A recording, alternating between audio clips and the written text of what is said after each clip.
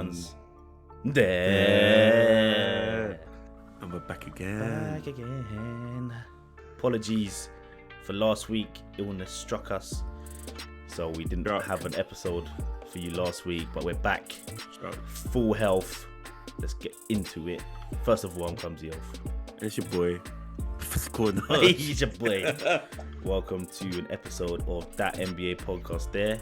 The greatest UK-based NBA podcast in the streets. I was going to say, actually, bro, might actually be the greatest European NBA podcast. To be honest, it's just the greatest NBA podcast. GOAT. For some reason in my head, you know what I was going to say? Stop the cap. You don't even believe in the man that don't believe in your own product. Yeah. No, we're the greatest. 6 rings. But let's go. Wait 1 minute, Clums there. I'm waiting. Apologies. If you're watching on YouTube. Okay, you apologize. My God. If you're watching on YouTube, subscribe on Spotify. That NBA podcast there. That's that with a D. AT. NBA podcast there. DERE. And that's there with a link in the description anyway. And it's written up there. And if you're listening on Spotify, subscribe to Gumsy. Take it away. Subscribe on the YouTube. Them ones there. DEM1SDERE. What's the format though? For those people that are new, it's a UK weekly based NBA podcast. We go through the Certiest team of the week, the deadest team of the week, who's popping, who's flopping. Who's popping? And who's flopping? Who's popping? Young Buck Watch, Clumsy's Conspiracy, Professor's Educated Thoughts and Educated Guesses.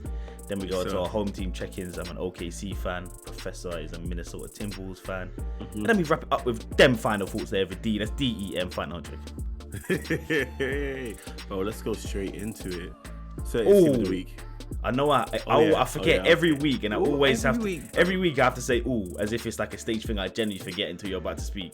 Disclaimer: we don't know what each other has picked, so it's sometimes you might have the same, sometimes we have different, but we don't know who each other's picked. Live reactions, everything's organic here. Let's get into it. I'm confident. Every week I say I'm confident that I haven't got the same one as you for the Certiest team of the week, but I'm actually confident. Oh, we probably have the same one. No, we haven't, because I know where you would go in this direction, innit? I just know where you would go. So you think we got different? Yeah, 100% we got. Oh, okay, who's your Certiest team of the week? Golden State Warriors. Oh, okay, cool. Nice. I already know who you went with. Cool. But I'm gonna say, do you want to go for yours first? No, break it down. No, go for yours first, and we'll do a little battle. Oh, okay. My Certiest team of the week is Phoenix Suns. Ooh. Is that who you thought I had? Yeah, 100%. Okay. Yeah, because I was not picking Phoenix, bro. The reason why that's why I had to pick I had to pick Golden State over Phoenix because Golden State has an MVP on a potential league MVP on their team. Can you just tell everyone that that's the MVP that I picked in like the second episode? He did pick. You were screaming out, Mr. Snaky Man. I was screaming, Mr. Snaky Man. But them guys that weren't drying their leg, that wasn't moisturizing their legs, bro. Did you see that picture of KD? No, I didn't. Wait, he's got dry legs. Oh no, I didn't see that. I'm begging you, please, bro. When you call him Mr. Snaky Man, it's not even for him snaking. Okay. Oh, he's actually got snake skin. Fam, scales. Scales, you know. Have you seen the picture? Fam, zoom. I am in shock. He's actually got scales, fam. Is that a tattoo as well? Yeah. He's actually a snake. I knew it. This whole time I was screaming. You know what? So I'll tell you what's annoying about that. I've been screaming that he's a snake and he's a snaky man for the longest, and now the whole of everyone's gonna jump on it when I was the first person to say it. Yeah, I picked Golden State because they have an MVP on their team. Yeah. Who's just looking on, bro. Every game is like I look at opponents, they look to try and contain him, and it's just impossible. But you give that guy literally the smallest bit of daylight, and he's just shooting. And bro, it's just I've never seen anything like it before. He actually looks more deadly now than he did in his MVP season. Yeah, he's having fun. He's actually treating it like it's a joke. What's worse about? Because you know Kobe's R.I.P. Kobe was serious. Oh yeah, dead straight face. He's laughing and dancing and dunking on you. This guy's laughing and having the fans attacks on the ground, like some weird gyrations and movements. Honestly, yeah. Draymond is dissecting the offense, and he's orchestrating on defense as well. So he looks deadly in his own way. It's funny because I saw a stat today that Draymond has bare turnovers, isn't it? Yeah, but he's actually their point guard though. He's actually their point forward on that team. Then you got Andrew Wiggins in his comfort zone as being like the third man, which is something he probably should have been his whole career. But he's in his comfort zone where the defense isn't really keyed on him because it's impossible. You can't. Yeah. All the attention's on Steph. And you got Jordan Poole, which is just ridiculous, fam. Because you're I thought he was going to call him a scrub. I thought he was going to call him a scrub. No, I don't know why. I just felt like he was. No, I remember Jordan Poole in his like rookie season. I didn't expect this from him. I never. What's that thing? The meme he's like, I never expected it. That's you. No, I never expected it. I just didn't, bro. He's giving you like potential 6 man of the year like vibes. And okay, obviously. Oh no, he's in. Okay. No. Listen, he's in the. No. He's in the running. Like he's not. I don't think he can win it though. He's running. But his name's in the. Obviously, it's a weekly thing, right? But they're vibing and they're doing this. I think they've won for like. I'm not sure if it's them or Phoenix. One of them's won for like a whole month, right? And bro, you got Klay Thompson. He's just been assigned to the G League. He's just been assigned to the G League team, innit? They signed Klay to the G League. Yeah, I rate that. I like that. That's get him so he can get reps in. I think I might start averaging 90 in the G League. But like, and even him just even being on the bench makes it even worse, bro. Yeah, because even if you're, but he's not on the bench though. Not on the bench in terms of. He's in the building. He's just there. Yeah, he's in the building. Makes it worse because you got 20. You got 20 just sitting down there. 20 on 40% shooting. I'll say more than 20. Sitting down there. 20 minimum, fam. Yeah. Bro, like that team's just, they're gonna be dangerous. When I watch them, they look scarier than Phoenix. They look, in my opinion, they look scarier. The thing is though, for me, do you think that when Klay comes back, do you think that Steph will he's not gonna have as much possession and freedom as he has now? So hopefully I'm not saying it's not gonna work because it's dangerous, but I'm just saying that you won't get Steph now plus Klay on top because something has to change in it.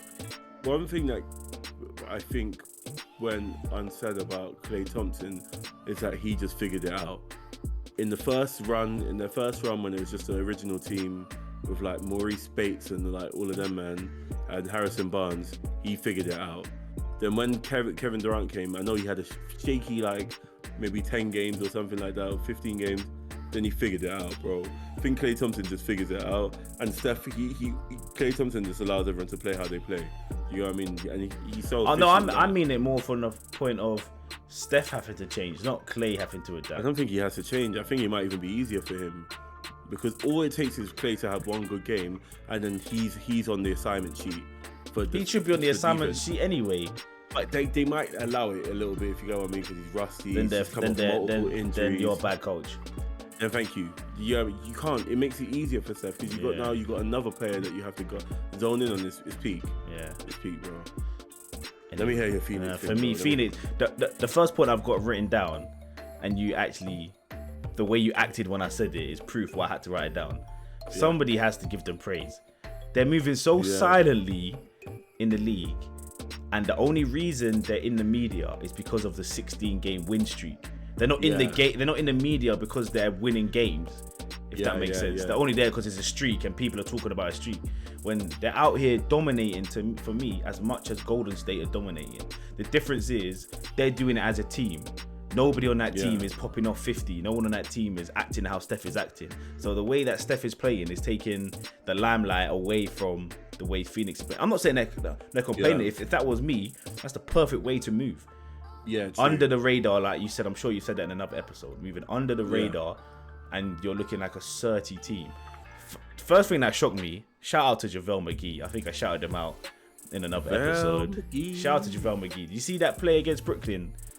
Where it was like a quadruple mark by 4. It was like a offensive rebound.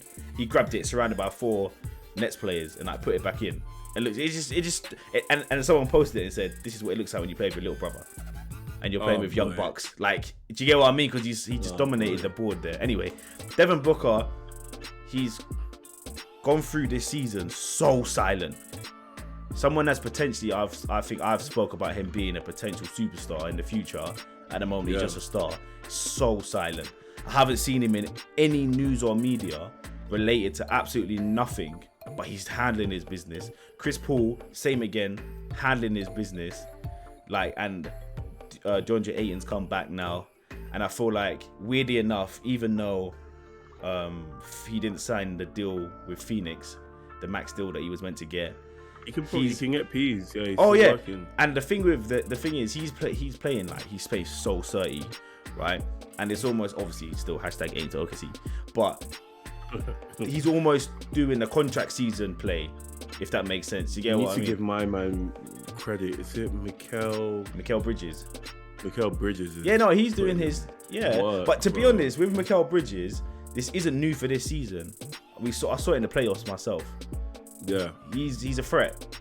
They're good, and he's like a perfect role player. Yeah, perfect he knows his role. And at the end of the day, with Phoenix, they're just playing really good offensive basketball. And they're actually, I watched some of the highlights from the next game. I didn't watch the full game. I watched some of the highlights. Like, they finished them on offense, because the way the Nets approached it, they were like swapping on every screen and stuff. Oh my god, they were LaMarcus Aldridge, right? Because he had because he's offensively playing so well since he's come back. It doesn't really show that he got, like, not bullied is the wrong word, but he basically bullied. Yeah, he got bullied, bro. They every time Devin Booker or Chris Paul got swapped to him, it was a score. It was a score on the possession for Phoenix. Especially because Chris Paul played on that Houston team that took Golden State like nearly all the way until they missed like 33s in a row or something. But that team was literally predicated on offensive, of taking advantage of switches. That's what all him and James Harden would do. Yeah, and now that's what Devin Booker and Chris Paul are doing. Yeah, and it's 30. And at the end of the day, the Nets, the game yesterday or whenever it was, maybe the day before, they would have got blown out if Kevin Durant wasn't on that team. He's a sneaky man. 100%. Because that's the only reason they managed to stay into that game. Deadest team of the week. Let's move on. Deadest team of the week. For me, deadest team of the week. For me, an underrated deadest team. Let me guess. Oh, let me see. Chicago. Yes, my guy. Yeah. Deadest team of the Ross Clark. Because I nearly had them. I nearly had them. Smoked by the Pacers. Beaten by the Rockets, bro. Oh, don't even get me started about this. Now you said that, this is gonna turn into, any Houston fan listen to this, I expect this to be the last podcast you ever listen to, because I'm about to finish your team later on. Bro, I'm not gonna lie, bro. Shout out Houston. Even if there were 15 days in the week, right, and you went and you won 13 of them games, but one of them you got beaten by Houston, you put your strong consideration. It's true. But no excuse to have DeMar DeRozan, Zach LaVine, Vucevic, Alex Caruso, Lonzo Ball. No excuse to lose to Houston. Sorry. I'm sorry. They beat the Magic close. And the test, they had a test game. For me, that test game was against Miami Heat, because as far as I'm concerned with Chicago Bulls, we know they got a good roster. But even though they won a few games early, they're still in a prove-it season for me, in my opinion. And them prove-it games are when you go against a team in your conference that's expected to do well, like the Miami Heat. I'm not saying it was like they got blown out, but they lost the game. You know who's a slight comparison for who Chicago is this year? Mm-hmm. It's what Washington Wizards were last year. Where when I saw Westbrook and Bill together last year, I expected big things. I don't know, I just did. Yeah. And then when, especially the way people are talking about them, I didn't really buy into the preseason hype as much as next man, but seeing it in action, I'm not gonna lie, throughout the season I've been a little bit like, oh, maybe I slept on the way this is gonna work in Chicago. But after seeing this week, if now the league has, because the league's been it's a 6th week, it's starting to settle a bit. You've played like 20 plus, coming up to 20 games. Yeah. Normality, and the team. Don't get ready for my educated. Okay, don't worry. But this is a team that's also doing this. I haven't got them as my deadest team or anything, but New York Knicks also fall into that category of when the league is now becoming what it's meant to be. What you got, Chicago? I almost had Chicago. For me, you were the deadest team of the week. 1-3. You're supposed to be one of the top teams in the East. To get beaten by the Rockets is not. Don't do that. That shows me that you thought too much of yourselves and you didn't take them seriously. They're still an NBA. They were probably on the bus on the way there. DeMar DeRozan's actually like, I'm dropping 50 each. Bro, any given night, anything can happen in the NBA if you don't take a team seriously, and that's what happened. Yeah, for me, deadest team of the week. I thought we might have had similar. We nearly did actually, because like I said, I nearly picked Chicago. But for me, I got the Lakers. I'm calling them out. Oh, I was so close, bro. But just because they won the game yesterday, that's the reason why I was thinking, let me let them live. Yeah, that's Do cool. your thing, though. That's cool. Listen, with the Lakers, you can watch the off-season preview. If you haven't watched any of those, go and watch them. You can watch our Western Conference standings prediction. If you haven't watched that, go and watch that. I bought into it. I was a fanboy. I'll be the first to admit. I'm admitting it here on the podcast. I was a fanboy. My childhood dreams of that team coming. Like, well, I say childhood dreams. They weren't my childhood dream players, but looking at that team, I bought into it. I was gassed. I'm not gonna lie. I bought into it. I'm done with it. Westbrook, Dwight Howard, Anthony Davis, Carmelo Anthony. You haven't even mentioned LeBron James. Oh God, LeBron James. Hey, LeBron James. I wonder what that kid's doing now. Anyway, I'm done with them. I'm done with the Lakers. I'm done with the hype. That change in the Staples Center to Crypto.com arena, that was the cherry on top that made me big. I'm done with it. He did make you an investor next year. Listen, in crypto. Wait, trying to talk about my finances. I felt like a kid, right? When I just found out that Santa isn't real. Like, no, just quick disclaimer. Apologies for anyone that thought Santa was wrong, killing anyone's dreams right now. But I believed in Santa. I believed in the Lakers. Christmas Day come. I was excited. There's nothing under the tree. Nothing under the tree. Or you caught Mumsy putting one in Lakers and what's going on there? I went down for a glass of water. I saw Mum putting presents under the tree. What's going on? What's going on? What's going on? But no, I just feel like they went 2-2 this week, but on paper it should have been a 4-0. Like Detroit, Sacramento, Indiana, New York Knicks. That should have been a 4-0. I would have called that as a 4-0 before seeing their performance. Go on. They remind me of I think I might have the year wrong, but you know me from when I was an avid Laker, avid Kobe fan. That 2012 season when he injured his Achilles, they remind me of that team when we had Steve Nash. Steve Nash was coming off a great season. I thought he was a Minnesota fan. When I was a Kobe fan, in it, those guys, I'm stronger than this guy, bro. Bro, we had Steve Nash. They had, I think, Antoine Jameson, always been a good scorer. Dwight Howard, who's obviously. I'm gonna be honest with you. Orlando days, and Kobe, and bro, they struggled. But this team on paper is better than the team you just read out. Come on. Anthony Davis, Westbrook. You're talking about Antoine Jameson, fam. I rate, for some reason, I don't know, maybe it's from being an old school, I say old school NBA fan, but Dwight Howard just removed from Orlando. Oh no, Dwight Howard, Nash, and the Steve Nash and the Kobe in it. Like, that's fine. Why are you now avoiding? 2 years ago was in the finals. Yeah, that's fine. But why are you now avoiding naming Antoine Jameson as if he's similar to Anthony Davis?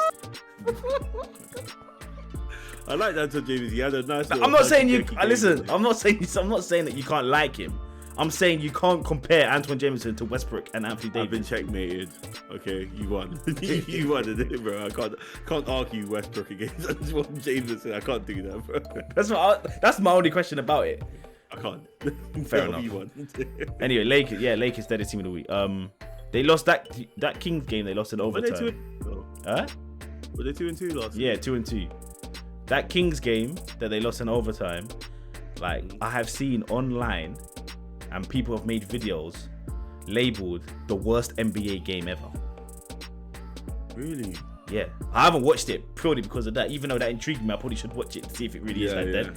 Might have to invest some time into that. But my biggest thing for them is I honestly don't think that there's anybody that can coach them. I genuinely believe the best thing for the Lakers is for them to just coach themselves. If they were a rec team that had no coach, right? Yeah. I honestly think they'll be better than how they've been. So you blaming Vogues? No, I'm not blaming him. I'm giving him a nickname like he's like Man like Vogues. I'm not blaming Man like Vogues. I'm just saying that when you've got that many personalities and that much like talent on the team, it's hard it's hard to coach a team. First of all, it's hard to coach a team with LeBron on it. How many times I've seen videos where the way LeBron used to talk to Ty Lue, he weren't coaching that team.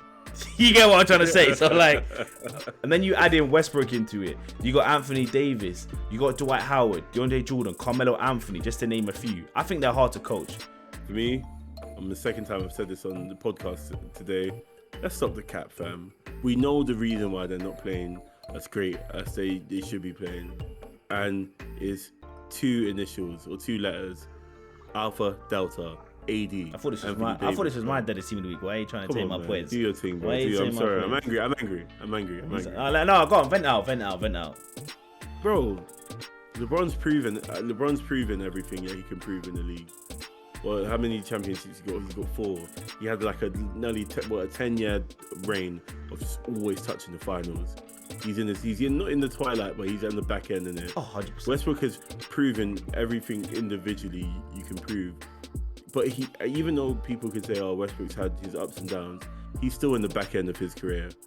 Melo is in the back end of his career, settled into a nice role, probably one of the top catch and shoot 3-point sixth man of the year.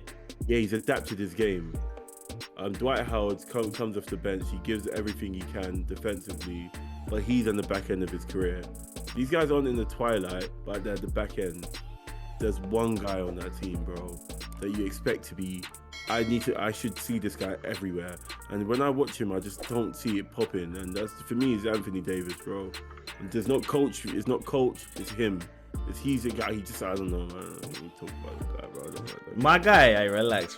Yeah, he just hasn't been looking. He just hasn't looked like a superstar. No, he hasn't. But I know this sounds really stupid to say, but he hides behind his little 20+ points a game. You see what I mean? Like, I know scoring 20+. Talent, yeah, but I feel like he hides behind it. But I got some stats for you. Talk to me. This past few weeks when we've been ill, invested in a new stat platform. Ooh. Just putting it out there.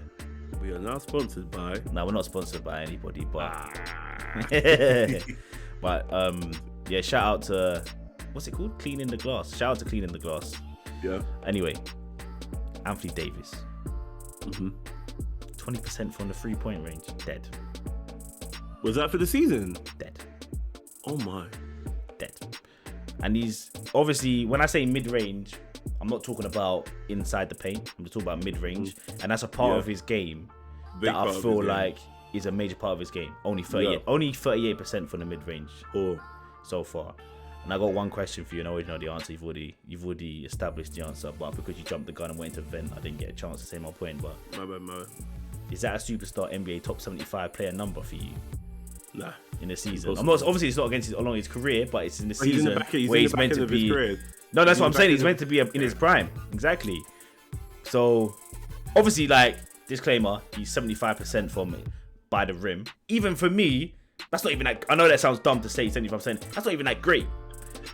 Oh, come on. No. Listen, 75%. So you're taking 100 shots in the paint and you're missing 25 of them.